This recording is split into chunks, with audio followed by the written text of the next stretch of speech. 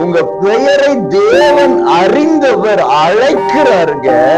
அவருக்கு நீங்க சொந்தம். எனக்கு யாருமே இல்லைன்னு கவலைப்படாதீங்க. உங்க சொந்தக்காரர் ஒருத்தர் இருக்கிறார், ஆண்டவரா இயேசு.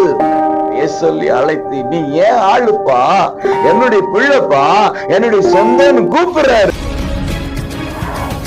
அன்பு உறவுகளே, நல்லவர் இயேசுவின் இன்ப நாமத்தில் மனதார வாழ்த்துக்கள். ஏசப்பா உங்களை ஆசீர்வதிப்பாருங்க.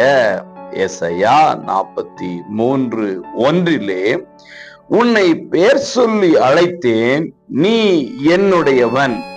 பிரியமானவர்களே, உங்களுடைய அல்லது நம்முடைய பெயர் எத்தனை பேருக்கு தெரியும்?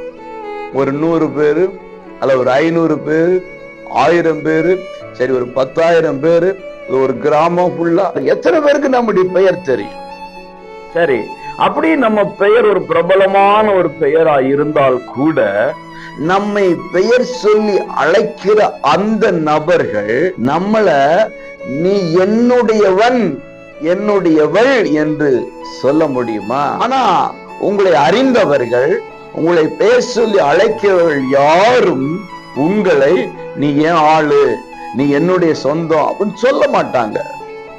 ஆண்ட சராசரங்களை படைத்த ஆண்டவராகிய தேவன் உங்களை பெயர் சொல்லி அழைக்கிறார். அந்த ஒரு நபர் பெயர் சொல்லி அழைத்தால் போதுங்க.